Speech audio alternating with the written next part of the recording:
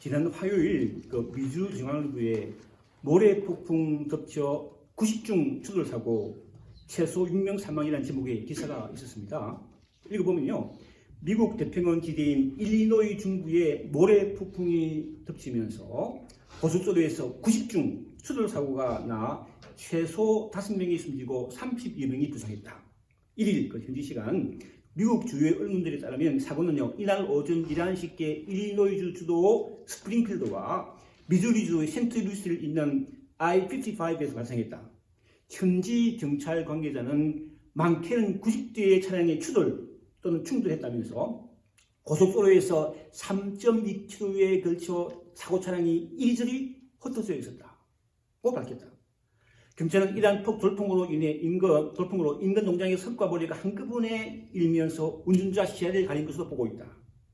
사망자는 만 20부터 80대까지로 부상자 중에는 위중한 환자도 포함되어 있다. 사고 현장에서 화물차 두 대에 불이 붙어 폭발로 이어졌다. 경찰은 파종을 위해 곧게 부셔놓은 모래 폭풍이 잦아들지 않으면서 구조에 사례를 띄웠다. 이런 분들 이렇게 보신 분 계시죠? 그죠? 이처럼 요즘 각종 사건 사고가 그치지 않는 것 같아요. 어제도 보니까 총격 사건 나와가지고 죽었다 많이 죽었다고 그러죠? 그렇죠? 이런 사고가 끊임없이 일어나는 것을 보면서 주님 다시 오실 날이 되지 않았나 하는 생각이 듭니다. 2000년 전 이 땅에 오신 예수께서 자들에게 거짓 승자들을 삼가라면서 이렇게 말씀하셨기 때문입니다. 마태복음 24장 6절로 8절 말씀 보면요, 난리와 난리 소문을 듣겠으나 너희는 삼가 두려워하지 말라. 이런 일이 있어야 하되 아직 끝은 아니니라. 민족이 민족을 나라가 나라를 대적하여 일어나고 있고 곳곳에 기근과 지진이 있으리니 이 모든 것은 재난의 시작입니다. 이처럼 우리를 위협하는 여러 가지 사건 사고가 재난의 시작이 아닌가 하는 생각을 하면서 오늘 주님의 말씀을 통해 함께 은혜 받기를 원한다는 것이죠. 오늘 우리가 살펴보는 베드로전서는요, 네로 황제에 의해 본격적인 기독교 박해가 시작될 즈음에 소아시아 지역, 그러니까 본도, 갈라디아, 갑바도기와 비두리아에 흩어져 신앙생활을 했던 그 신들에게 로마에 머물고 있던 사도 바울이 쓴 편지입니다. 그들에게 편지를 쓴 이유는요, 그들이 구원의 소망을 가짐으로 외부로부터 오는 여러 가지 힘든 박해를 견뎌낼 수 있도록 격려하기 위해서였습니다. 1장 3절로 5절 말씀을 읽어보면요, 잘 읽어볼게요. 우리 주 예수 그리스도의 아버지 하나님을 찬송하리로다. 그의 많으신 긍휼대로 예수 그리스도를 죽은 자 가운데서 부활하게 하심으로 말미암아 우리를 거듭나게 하사 산 소망이 있게 하시며 썩지 않고 더럽지 않고 쇠하지 아니하는 유업을 있게 하시나니 곧 너희를 위하여 하늘에 간직하신 것이다. 너희는 말세에 나타내기로 예비하신 구원을 얻기 하여 믿음으로 말미암아 하나님의 능력으로 부하심을 받았느니라. 간단히 말하면 하나님이 우리를 불쌍히 여겨 주시고 예수 믿고 거듭나게 하시어서 사는 소망을 갖게 하셨는데 결코 사라지지 않는 하늘의 간직한 축복을 받게 하셨고 마지막 때에 나타날 이러한 구원을 얻기 위해서 하나님의 능력으로 우리가 보호하심 갖고 있다는 거예요. 하나님 우리의 능력을 지켜준다는 거예요. 한마디로 예수 믿는 우리가 복을 받았다는 것이죠. 그죠? 이러한 복을 받은 우리가 해야 할 일이 있습니다. 당연히 해야 할 일이 있죠. 그것은요, 예수 믿지 않는 세상 사람들이 자기 마음대로, 자기 욕심대로, 자기 뜻대로 사는 것과 달리 모든 행실에 거룩한 자가 된다는 것이죠. 이게 우리 해야 돼요. 1장 13절로 15절 말씀 보면요, 그러므로 너희 마음의 허리를 동이고 근신하여 예수 그리스도께서 나타나실 때에 너희에게 가져다 주실 은혜를 온전히 받을지어다. 너희가 순종하는 자식처럼 전에 알지 못하는 때에 따른 너희 사욕을 본받지 말고 오직 너희를 부르신 거룩한 이처럼 너희도 모든 행실에 거룩한 자가 되라. 사랑하는 성도 여러분, 우리가 예수 믿고 신앙생활을 한다는 것은요, 주일날 교회에 나와서 찬양하고 기도하고 예배하는 것으로 끝나는 것이 아니라는 거예요. 끝나는 게 아니라는 거예요. 주일날 오늘처럼 교회에 함께 모여 예배하고 찬양하고 기도하고 서로 교제한 이후에 다가오는 한 주간을 주님께 받은 은혜를 의지하여 그 하나님의 말씀을 붙들고 믿음으로 세상 사람과는 달리 이 땅에서 거룩하게 살아가는 것이 신앙생활입니다. 이처럼 우리가 세상과 구별된 거룩한 삶을 살기 위해서 오늘 본문에서 우리가 구체적으로 해야 할 일을 말하고 있는데 그것은요, 죄를 버리고 말씀을 사모합니다. 1장 1절로 2절 말씀이 있죠. 그러므로 모든 악독과 모든 기만과 외식과 시기와 모든 비방하는 말을 어떻게 해요? 버리고 갓난 아기들같이 순전하고 신령한 죄를 사모하라. 이는 그로 말미암아 너희로 구원에 이르도록 자라게 하려 합니다. 올 초에 그 삽색 앞에 있는 작은 밭에 부추를 심었어요. 부추를 지었어요.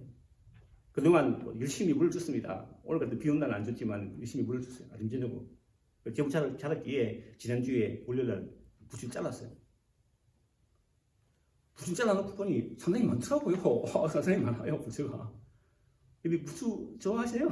잘랐어요. 그래서 제가 근데 그 부추 다 먹었을까요? 아닙니다.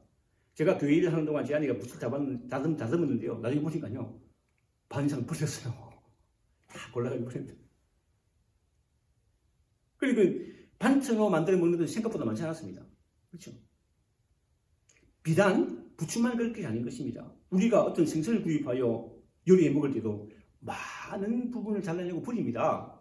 그래야 좋은 맛있는 요리를 만들 수 있기 때문이죠. 이처럼 우리가 살아가면서 우리에게 버려야 할 것이 많이 있습니다. 우리 몸 안에 필요 없는 물질을 버리기 위해 어디 갑니까? 화장실 가죠. 다 버리러 가야 돼요. 쓸데없는 것을 버려야 살 수 있기 때문입니다. 비단 몸 안에 있는 것뿐만 아니라 우리 마음에 있는 악한 것들도 죄도 버려야 합니다. 이유가 없죠. 누구든지. 이유가 없죠. 그죠? 사도바울 말했잖아요. 로마서 3장에서 모든 사람이 죄를 범하였으니 하나님 영광이 이루지 못하더니 이유가 없다는 거예요. 아무 이유가 없다는 다 죄가 있다는 걸 버려야 된다요. 이처럼 세상 삶에서 지은 죄로 영원히 죽을 수밖에 있는 우리 대신 예수께서 십자가에 죽으셨다가 다시 사시기라는 복음을 믿음으로 우리는 죄 사함 받고 구원받는 우리는요, 이제 살아가면서 짓는 죄를 회개하고 죄를 버리는 삶을 살아야 한다. 내가 나왔다 버려야 된다는 거예요. 그래서 사도 바울은 에베소에 사는 백성들이 이렇게 권면합니다. 에베소서 4장 22절 말씀 보시면요, 너희는 유혹을 따라 쓰고자 하는 모습을 따른 옛 삶을 벗어버리고, 26절 분을 내어도 죄를 짓지 말며 해가 지도 품을 풀지 말고 마귀에게 틈을 주지 말라. 이처럼 우리를 죽음에 이르게 하는 죄를 철저하게 버리고 하는 말씀을 받아야 합니다. 이 절을 현대인으로 성경다시 읽어보면요, 갓난 아기들처럼 순수한 말씀의 질을 사모하십시오. 그러면 여러분의 신앙이 자랄 것입니다. 갓난 아기들이 잘 자라는 방법 어떤 방법입니까? 한 가지죠. 엄마 저 묻는 거지. 먹어야 자라죠. 그렇죠. 그렇잖아요.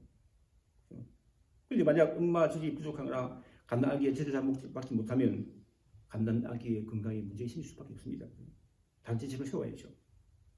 이처럼 우리의 신앙이 건강하게 잘 자라기 위해서는요, 말씀을 더 가까이 해야 된다.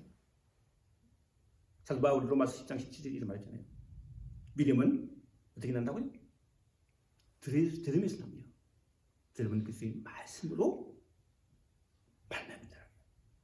그러면 우리는 오늘처럼 말씀을 더 읽고 들어야 된다. 뿐만 아니라 말씀을 꾸준히 읽고 우리가 매일 하고 있는 것처럼 하나님의 말씀을 읽고 마음판에 새기며 깊이 묵상해야 한다. 시편 기자가 고백한 것처럼 주의 말씀은 내 발의 등이요 내 길에 비치기 때문입니다. 이 어두운 세상에 어떻게 살아갈지 말씀을 듣고 읽고 묵상할 게 있다는 거예요.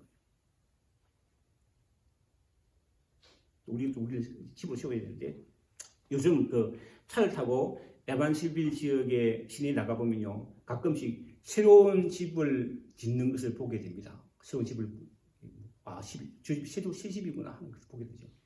제가 이제 그 중에 하나 기억나는 것은 제 기억이 맞는 것 같아요. 코스코 옆에 보니 공터에 좀 상가 건물이 들었었더라고요. 큰 게 들었었더라고요. 코스코 옆에 오른쪽에 보니까 그렇죠? 멋지더라고. 아주 멋지게 지어놨어요. 무슨 건물인지 모르겠어. 무슨 생각인지 모르겠네요. 그런데 보시죠. 그런데 사실 건물은 외관보다도 겉보다도 기초가 더 중요합니다. 그렇죠? 기초가 튼튼해야 세찬 바람이 불고 폭풍이 불어도 몰아쳐도 무너지지 않기 때문입니다. 그런 면에서 우리 본당 건물은 아주 기초가 튼튼한 것 같아요. 다른 건물보다 튼튼해요. 보면 사택은 보면 이제 해가 뜨면요 금방 더워지는 얘기는 안 보세요. 얘기는 안 거예요. 금방 더워지고 추워지고 하는데 여기는요 유정히 해가 떠도 한참 있다가 온도 올라와요. 또 올라가면 또 금방 떨어지지 않습니다. 튼튼하게 지어도 돼요. 아마 이 튼튼한 건물 기초도 그럴 것 같아요. 기초도 튼튼하게 지어도 돼요. 우리 교회의 본당 기초는 아주 튼튼하게 하여 설사 지진이 온다 할지라도 쉽게 흔들리지 않을 것 같아요. 이처럼 우리 신앙도 뭐가요? 기초가 튼튼해야 어떤 힘든 상황 가운데서도 결코 흔들리지 않을 수 있습니다. 하나님의 뜻을 따라 거룩하게 산다는 것은 우리가 신령한 집으로 세워지고 거룩한 제사장이 된다는 겁니다. 그래서 사도 베드로는 이렇게 말합니다. 4절로 5절 말씀 보면요. 사람에게는 버림바가 되었으나 하나님께 택하심을 입은 부비론 산돌이신 예수께 나아가 너희도 산돌같이 신령한 집으로 세워지고 예수 그리스도로 말미암아 하나님이 기쁘게 받으실 신령한 제사를 드릴 거룩한 제사장이 됩니다. 우리가 사는 집의 기초는요 아주 튼튼한 돌이나 시멘트 콘크리트 같은 것으로 세우지만 우리 신앙의 기초는요 어떻게 세운다고요? 보배로운 산 돌이신 예수께 나아감으로 세운다. 왜냐하면 우리가 믿는 예수님은요 하나님의 택하심을 입은 보배로운 산 돌이시기 때문입니다. 현대인의 성경은 4절로 5절을 이렇게 번역했어요. 읽어볼게요. 사람에게는 부림을 받았으나 하나님에게는 선택된 보배로운 산 돌이신 예수께 나오십시오. 여러분도 사람들처럼 영적인 집을 짓는데 쓰이도록 하십시오. 거기서 여러분은 예수 그리스도를 통해 하나님이 기쁘시게 받으실 영적 제사를 드릴 거룩한 제사장이 될 것입니다. 여기서 보배로운이라는 말이 헬라는요 엔티모니라고 하는데 문자적으로 존경을 받는 존귀한 의미로 그리스도를 통해서 나타진 영광을 가리키는데 사도 베드로는 1장 18절로 19절 이렇게 그 단어를 사용했어요. 너희가 알거니와 너희 조상이 물려준 헛된 행실에서 대속함을 받은 것은 은이나 금같이 없어질 것으로 된 것이 아니요 오직 흠없고 점없는 어린 양 같은 그리스도의 보배로운 안티몬 피로 된 것이다. 그리고 사전에 언급했던 산들은요 실제 유대인 사이에 메시아를 상징하는 것으로 알려졌으며 신약 성경에서는 예수 그리스도를 모퉁이의 머리 생명수의 반석 기초적으로 비유되고 있는 것입니다. 예수께서 죽음을 이기시고 부활하심으로 영원한 생명을 주시는 교회의 기초석이 되신 것입니다. 그러므로 우리는 교회의 기초석이 되신 산들이신 예수께 나아가야 하는데 여기서 나와라는 헬라어는요 현재 문사로 사용되어서 한 번만 나오는 것이 아니라 항상 끊임없이 나아가야 함을 강조한다. 항상 나가야 한다. 이스라엘 백성들이 아무것도 없는 거칠고 메마른 강대를 지날 때 반석에서 나오는 물을 마신 것처럼 우리들이 그리스도 앞에 나아갈 때 언제든지 신령한 물을 마실 수 있음을 보여주고 있는 것입니다. 그래서 사도 바울은 이렇게 증가합니다. 고린도전서 10장 1절로 4절 보면 이렇게 나옵니다. 형제들아 나는 너희가 알지 못하기를 원하지 않으니 우리 조상들이 다 구름 아래에 있고 바다 가운데로 지나며 모세에게 속하여 다 구름과 바다에서 세례를 받았고 다 같은 신령한 음식을 먹으며 다 같은 신령한 음료를 마셨으니 이는 그들을 따르는 신령한 반석으로부터 마셨으며 그 반석은 곧 그리스도시다. 이처럼 보배로운 사람들이신 예수께 믿음으로 나갈 때 우리는 사람들이신 예수님처럼 하나님이 기뻐하시는 영적인 집을 짓는데 귀하게 사용되는 것입니다. 따라서 우리는 하나님 앞에 귀하게 사용받기 위해서 우리는 거룩한 주일, 오늘 사실 우리 열일 제치고 나왔잖아요. 다 제치고 나왔어요. 모인 것입니다. 그래서 어떤 사람은요, 뭐 찬양 대원으로, 어떤 사람은 기도함으로, 어떤 사람은 식사를 준비함으로, 목회자인 저 같은 경우에는 말씀을 준비하여 주함으로 하나님의 교회를 세워 나가는 일꾼으로 쓰임받고 있는 것입니다. 비단 주일인 오늘 함께 모여 예배하고 주자는데 그치지 않습니다. 내일 월요일부터 한 주간 동안 살면서 매일 하나님의 말씀을 읽고 묵상하며 서로를 위해 기도하고 여러분을 위해 기도해요. 서로를 위해 기도하면서 믿음의 삶을 살아감으로 우리에게 주신 사명을 감당하며 성령 안에서 함께 하나님의 집으로 지어가고 있다는 거예요. 얼마나 큰 복입니까?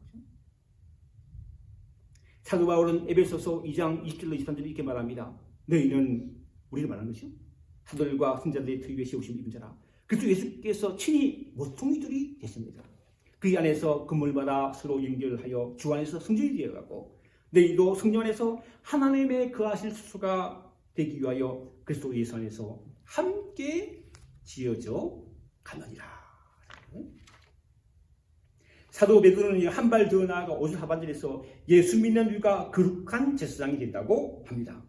5절 하반절 말씀 다시 읽어보면요, 예수 그리스도로 말미암아 하나님이 기쁘게 받으실 신령한 제사를 드릴 거룩한 제사장이 될지니라. 제사장이라는 단어는요, 히브리어로 코인이라고 하는데 제식을 행하는 자는 뜻으로 구약시대 제사장은요, 하나님께 드리는 제사를 집행하는 사람으로서 하나님과 사람 사이에 중보자 역할을 했어요. 제사장이. 그러므로 제사장은요, 아무나 되는 게 아니었어요. 아무나 세상 되는 못 됩니다. 중보자 하는 거야, 사람과의 중보자 하기 때문에.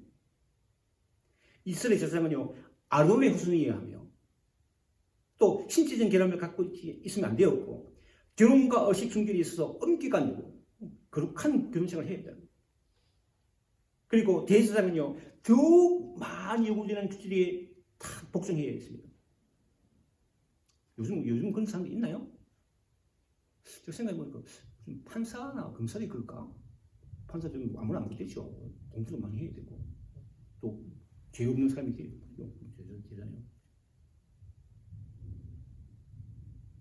구약의 시대 제사장이 이렇다는 것입니다.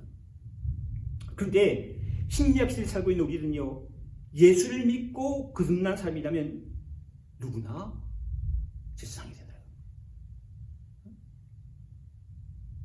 복이죠.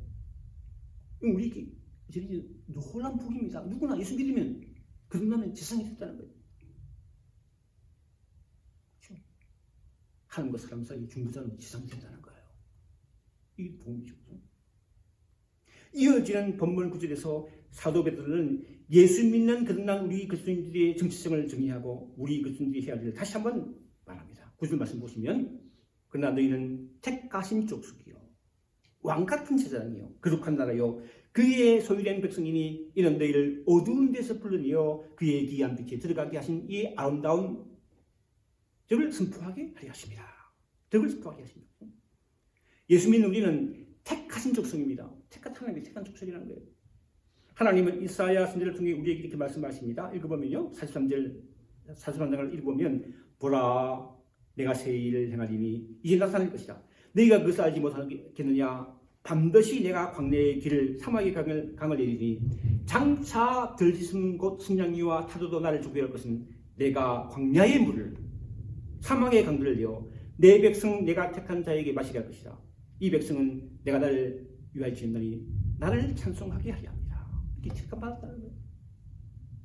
족속의 헬라어는 게노스는요, 혈통 혹은 출생 가르치는데 유대인들은 아브라함의 육신적 혈통의 후손으로 하나님의 택하신 바 되었다고 전하겠습니다. 아브라함의 후손이라고 전합니다.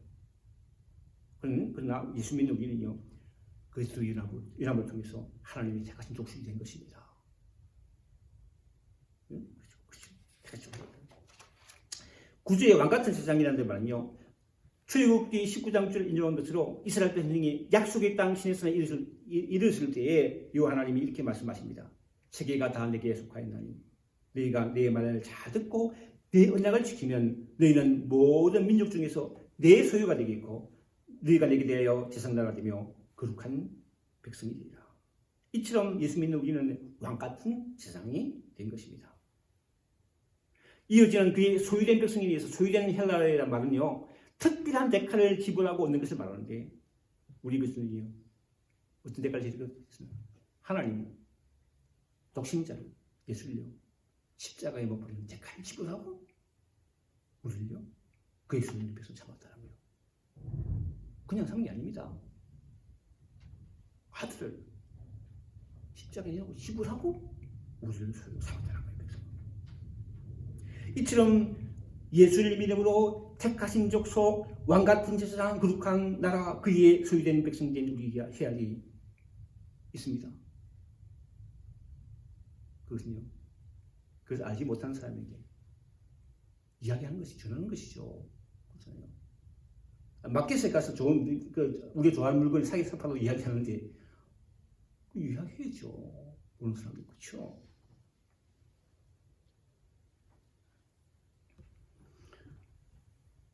예수 믿으면요 빛의 자가 되며 언약의 백성이 된다고 우리는 전하면서 해야 된다는 거예요.